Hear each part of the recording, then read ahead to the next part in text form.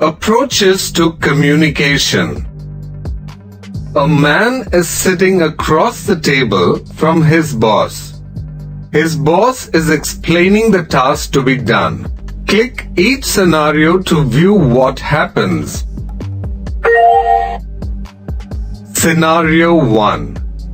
Sanjeev, collate the quarterly sales report and send it to me by 2. I'm in a hurry here. But sir, it's already 12. It will take me more than 2 hours to collate it. And I need to check it thoroughly before sending it to you. Listen, I know that. But this is urgent. Don't you think I would give you more time if I could? Just get it done, please. Yes, sir. Scenario 2. Sanjeev, how are you placed today? Anything urgent? I'm working on that proposal you gave me to work on yesterday. Ah, good. I have something more urgent. The quarterly sales report. I need it by 2 o'clock. But sir, it's already 12. It will take me more than 2 hours to collate it. And I need to check it thoroughly before sending it to you. I know. But this is urgent. I need to send it to the head office. I'll try to finish it, sir. Tell you what, let's set a 2 o'clock deadline for the report. Come in with it and we can check it together. But your lunch will have to wait. That's okay, sir. Lunch can wait. I'll get this back by 2. Same time.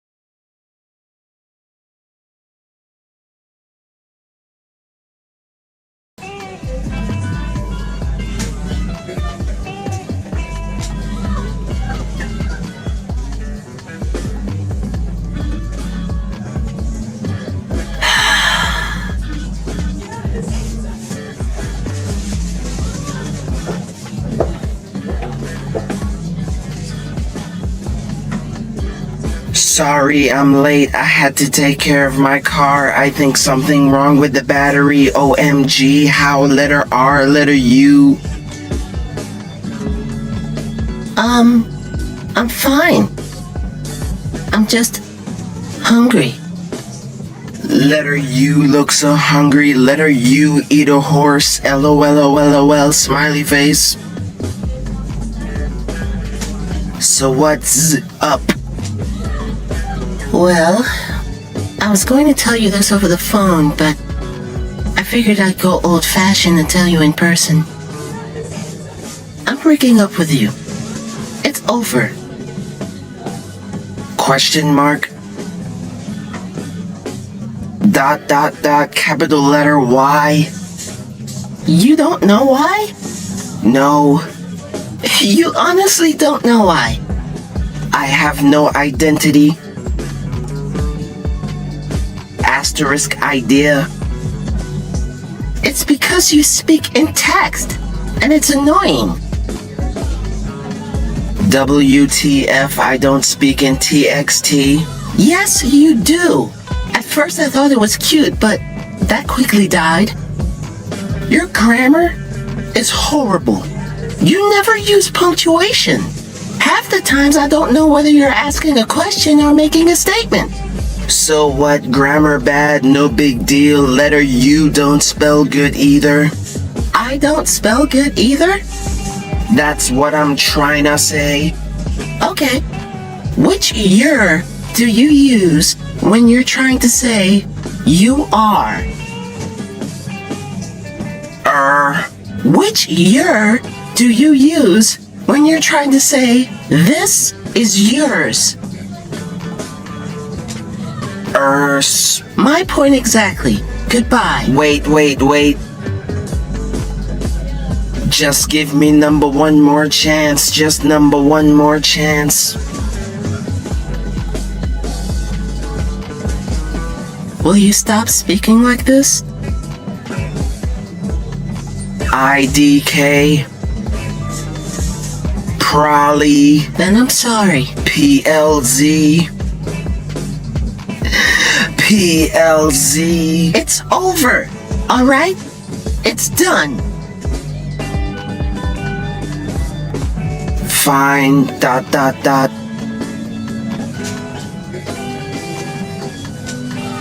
TTYL or not.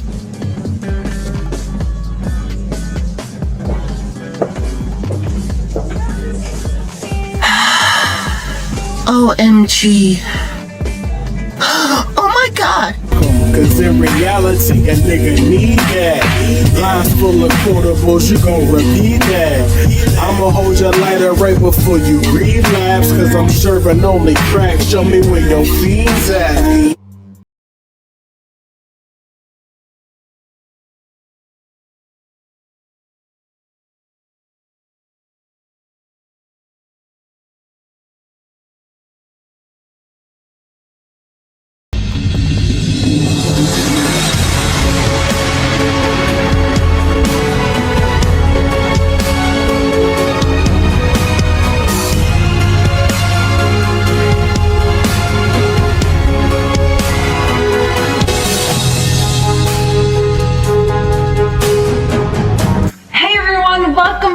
To a new episode of 2 Minute Monday. So it's Monday, it's Motivation Monday. So I have another inspiring story that I want to share with you guys, and I think you are going to love this one.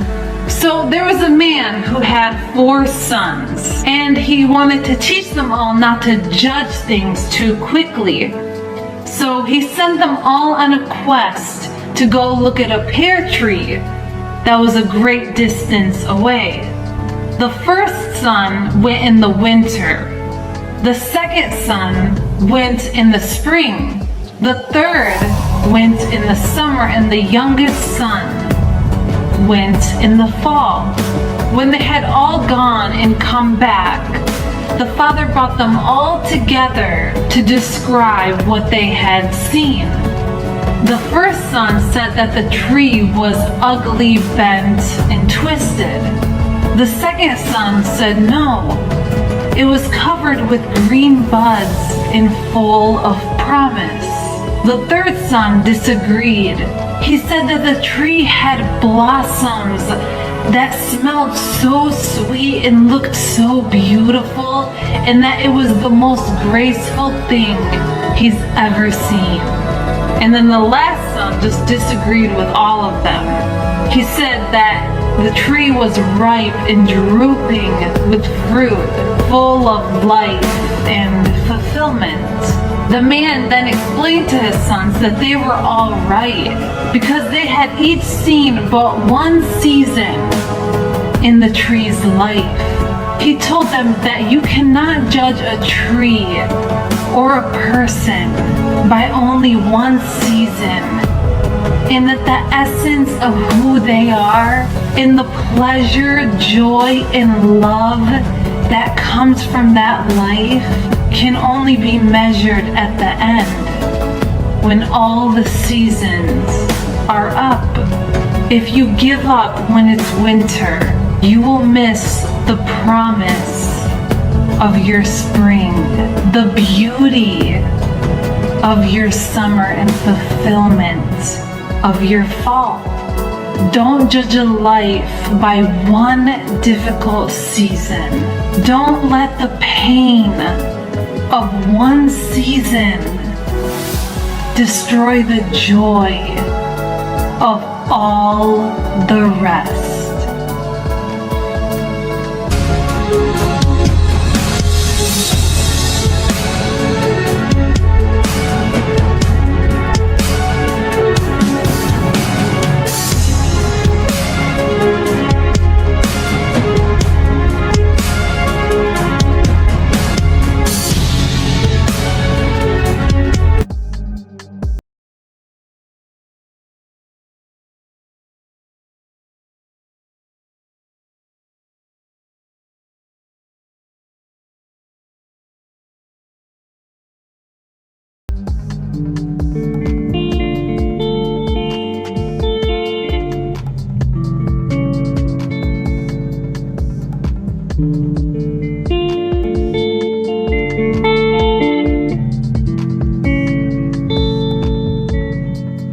Once at a body image workshop, we had to list down the parts of our body we love and parts we forget to notice. Eyes, hands, collarbones, thighs, belly, feet.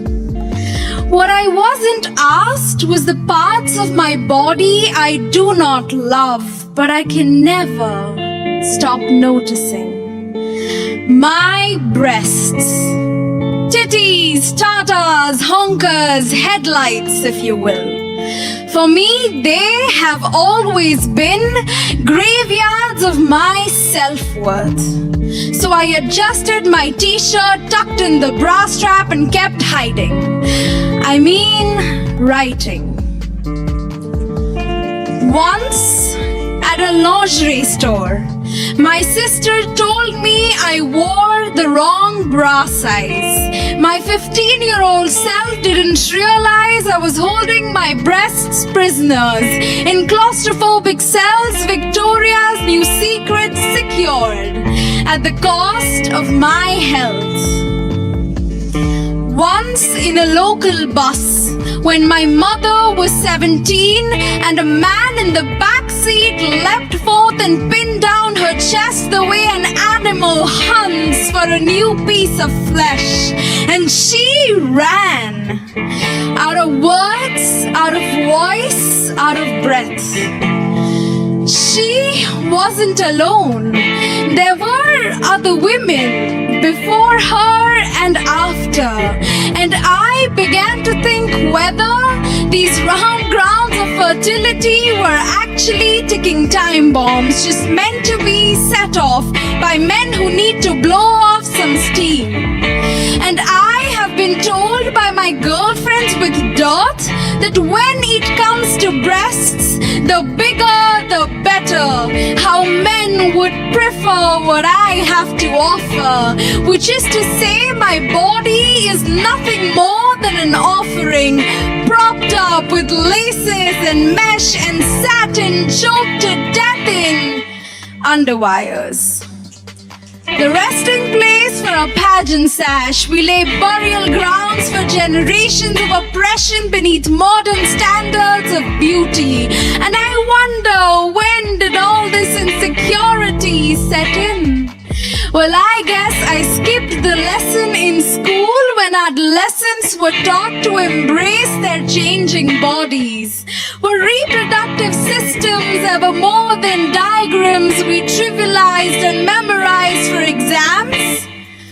Dear breasts, I was never taught to love and look after the shapes and sizes you would grow into. But now I know.